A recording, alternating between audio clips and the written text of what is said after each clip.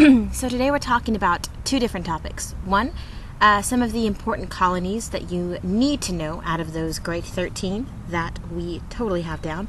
And the second is some important economic factors that you need to remember for the colonies. So, two categories, important colonies and then economic factors in the colonies. Let's start with the first topic, important colonies. So, let's do this topic entirely in a British accent, because I can. So, the first colony we're going to talk about is the colony of New York. Now, New York was originally settled by the Dutch, and the Dutch, who, remember, the Dutch are from Netherlands, okay? They're not called the Nethersh, they're called the Dutch. Now, the Dutch settled what was called the Hudson River Valley, which is, coincidentally enough, right next to the Hudson River. Now, the Dutch had a leader, and his name was Peter Stuyvesant.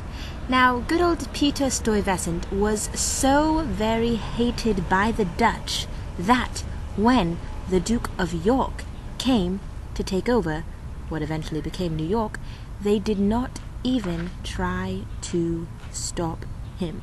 That's right. The Dutch, who were living in what used to be called New Amsterdam, hated their leader so much that when a takeover happened, they did not even resist it. So, there's the important things you need to know about New York. Kind of interesting, huh? The second colony we're going to talk about is Rhode Island. Sorry, these chaps are being quite loud.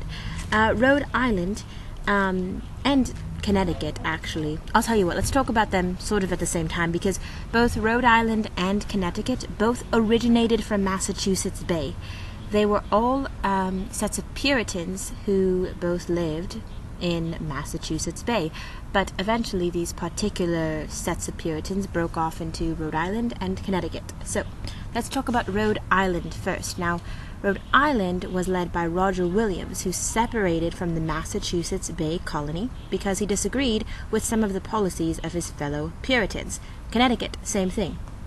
I'm sure you remember our boy Thomas Hooker with the funny, so unfortunate last name, who left Massachusetts Bay Colony, and what his colony was the most famous for is obviously the Fundamental Orders of Connecticut, which are the first written constitution in America. Don't forget, that will be on your test.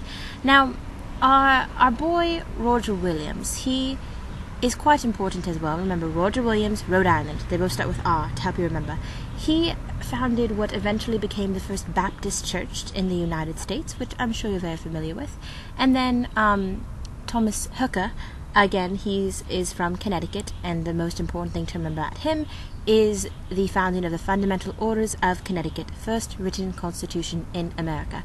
But remember, with both Williams and Hooker from both Rhode Island and Connecticut, they're both breakaways from Massachusetts Bay Colony, and they were Puritans, but they disagreed with their fellow Puritans and broke away to form their own colonies, coincidentally right next to Massachusetts Bay. Alright, the last colony we're going to talk about is Georgia. Now, what's kind of funny about Georgia, and I think I've already told you this, is that it was a place where people who had a lot of debt, people who were convicts, people who had been in prison, and indentured servants. Remember, an indentured servant is someone who is, in a sense, like a slave. Back then it was very expensive to gain passage to the New World, so in place of paying that person thousands of dollars, you could just say, once I get there, I'll work for you for 7 years. So an indentured servant is sort of like a temporary slave. Anyway, all of these poor, unfortunate souls go to Georgia and set up this quite rough times colony. I mean, the struggle was real in Georgia, if you know what I mean. And their founder was named James Oglethorpe. He was the one who was sort of charged with taking care of Georgia and running the colony itself. Now, what's funny is the reason that the English were so interested in Georgia in the first place is it sort of acted like a barrier in between Florida and the rest of the colonies. At the time, Florida was owned by the Spanish, so Georgia was like this buffer zone that no one really wanted to go to.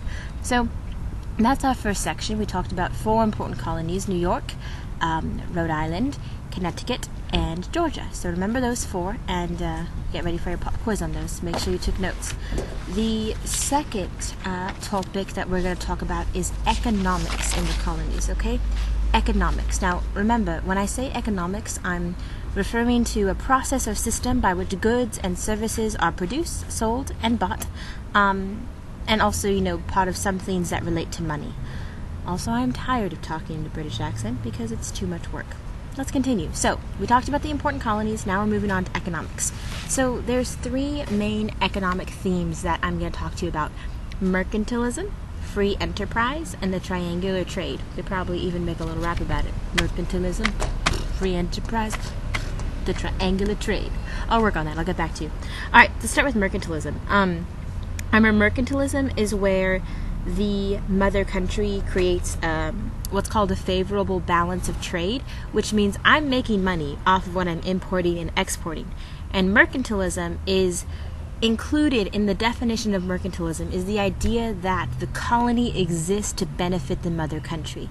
More specifically, that process is when raw materials are sent, from the colony to the mother country, and in turn the mother country sends back manufactured goods. And so with all this mercantilism, especially between the New World and England, there was something called the Navigation Acts, which were essentially limitations on how much money the colonies could make, that made sure that mercantilism would work in favor of the British. Now, this really pissed off the colonists, and so it reduced their ability to really make money, and it reduced their freedom to trade. And all of this angst, all of this anger the colonists are building up towards the British, all of this eventually becomes the reason that they break apart for them and have a revolution. Spoiler alert, coming to a classroom near you. So anyway, those are the things you need to know about mercantilism. Second thing I promised to talk to you about, free enterprise. Free enterprise is the idea that people are free to do the kind of business they want to do without government interference, okay? Now, free enterprise was a really huge issue, a very huge, hotly debated subject, because at the time the British did want to control the type of business the colonists were doing, and they were sick of it. And again, those are one of the reasons they broke apart and had a revolution. So remember, free enterprise means I can have any type of business I want without the government interfering and telling me how to run my business, how to make my money. And again, because the British had such regulations on the colonists, it made them so mad to the point that they wanted to have a revolution and become their whole new nation, aka America.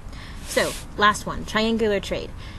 The triangular trade, we've talked about it before, developed as a pattern of trade after the colonies were established. Essentially, slaves would be sent to Africa and would produce raw materials for the colonies, who in turn would send those raw materials to Britain, and then Britain would send those manufactured goods back to other places around the world to form sort of a triangle. Now, the Middle Passage is sort of the first part of that triangle, which is the transatlantic route of the triangular trade that brought the slaves from Africa to the West Indies and the 13 colonies. Now, the slaves were not necessarily all brought to the colonies, like to the southern colonies where they had slavery. Most of them were brought to the West Indies and islands like Cuba and other places where they grew sugarcane and things like that. In fact, back in the day, people who were against slavery just stopped putting sugar in their tea, and there was all sorts of movements to be anti-sugar because it was so predominantly made by slaves. Anyway, so those 2 topics we covered: important colonies we needed to know, which were 4, and then 3 important economic factors to remember about the colonies. So, quiz next time, and make sure you take notes. Bye.